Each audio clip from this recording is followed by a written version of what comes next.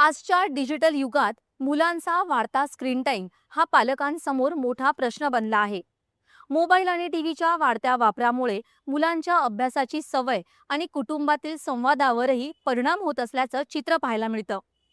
हीच बाब लक्षात घेऊन धाराशिव जिल्हा परिषदेनं एक अभिनव उपक्रम सुरू केला आहे. दररोज संध्याकाळी 7 ते 9 या 2 तासात टीव्ही आणि मोबाईल बंद ठेवून अभ्यासासाठी वेळ देण्याचं आवाहन विद्यार्थ्यांना केलंय. जिल्ह्यातील 712 ग्रामपंचायतींमध्ये सुरू झालेल्या या उपक्रमाला पालक आणि ग्रामस्थांचा उत्स्फूर्त प्रतिसाद मिळत असून अनेक गावात त्याचं रूपांतर लोकचळवळीत होत आहे. पाहूया मुलांच्या भवितव्यासाठी धाराशिव जिल्ह्यानं सुरू केलेल्या या आगळ्या वेगळ्या प्रयोगाविषयी. संध्याकाळचे 7 वाजले की धाराशिव जिल्ह्यातल्या अनेक गावांमध्ये एक वेगळाच आवाज घुमतो, भोंग्याचा. भोंगा वाजतो, टीव्ही बंद होतो, मोबाईल बाजूला ठेवले जातात आणि घराघरात मुलं पुस्तकं उघडतात. ऐकायला साधं वाटतंय, पण या उपक्रमामागची संकल्पना मात्र मोठी आहे.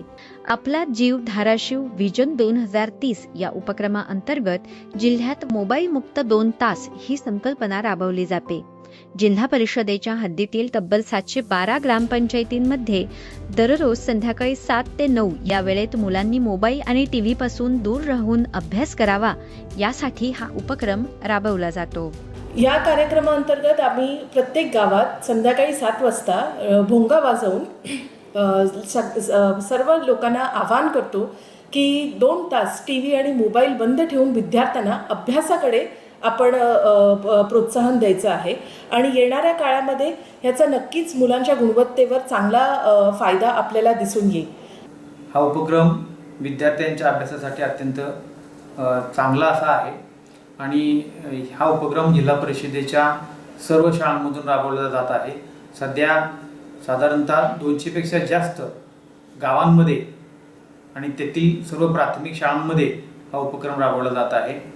या उपक्रमामुळे पालक आपला स्क्रीनिंग टाईम पालकांचाही कमी होतो आहे आणि मुलांच्या अभ्यासामध्ये त्यांचं लक्ष दिलं जातं आहे. आमची काही टीम आहे, ती टीम आम्ही सगळे घरोघरी जाऊन विद्यार्थी अभ्यासाला बसलेत का किंवा पालक त्यांचा अभ्यास करून घेतात का, आणि मग पालकांकडून काही माहिती घेत असतो आम्ही की विद्यार्थी बसतात का नाही अभ्यासामध्ये, काय त्याच्यामध्ये उणिवा वगैरे. पुन्हा शाळेत आले विद्यार्थी की त्यांच्याकडून आम्ही तो फीडबॅक घेतो. खऱ्या अर्थानं आमच्या शाळेला एक शिस्त लागली आणि मुलांना अभ्यासाची गोडी लागली, म्हणून हा जिल्हा परिषदेने चालवलेला सुंदर उपक्रम याची अंमलबजावणी माझ्या शाळेमध्ये जिल्हा परिषद केंद्रीय प्राथमिक शाळा सारोळा बुद्रुक या ठिकाणी चालू आहे.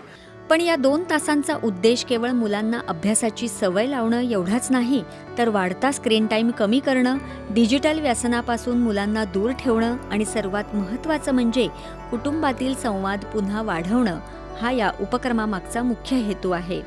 दिवसभर मोबाईल आणि टीव्हीमध्ये गुंतलेली मुलं आता 2 तास पुस्तकांमध्ये रमू लागली आहेत. पालकही कुटुंबासाठी वेळ देत आहेत आणि मुलांसोबत संवाद साधत आहेत. 7 ते 9 भोंगा वाजणार. त्या भोंग्याच्या अभ्यासात आम्ही आमचा अभ्यास करतो. आणि भोंग्यामुळं जी आधी मुली अभ्यास करत नव्हते, म्हणजे सरांनी दिलेला गृहपाठ पूर्ण करत नव्हते, ती आता सर्व गृहपाठ पूर्ण करून येतात. माझ्या पण वाचनामध्ये किंवा लेखनामध्ये फास्ट झालेलं आहे आणि मला थोडं वाचन पण एकदम फास्ट झालेलं आहे आणि लेखन पण फास्ट झालेलं आहे. लेखनाचा सराव झालेला आहे आणि आम्ही 1 तास लेखन आणि वाचन करतो, त्यामुळे लेखनसुद्धा फास्ट आणि वाचनसुद्धा फास्ट झालेलं आहे. माझी आई मला रोज इंग्रजी वाचायला बसवते, त्यामुळे आता मला इंग्रजी वाचायला येते आणि मला शब्द तर लवकरच म्हणजे फास्ट पाठ होतात. आधी आम्ही सगळं मोबाईल टी व्ही बघत होतो, आता ते सगळं बंद झालंय आणि मला पहिल्यांदा इंग्रजी वाचता येत नव्हतं, आता वाचता येईल. भोंगा वाजला पण नाही तरी आम्ही करेक्ट 7 वाजता अभ्यासाला बसतो. अनेक पालकांनी या उपक्रमाचं स्वागत केलं आहे. काही गावांमध्ये तर मोबाईल मुक्त 2 तास या संकल्पनेला उत्स्फूर्त प्रतिसाद मिळत आहे. डिजिटल युगात मोबाईलपासून पूर्णपणे दूर जाणं शक्य नाही, मात्र त्याचा वापर नियंत्रित करणं नक्कीच शक्य आहे. आणि धाराशिवचा हा प्रयोग त्याच दिशेनं टाकलेलं एक महत्त्वाचं पाऊल आहे.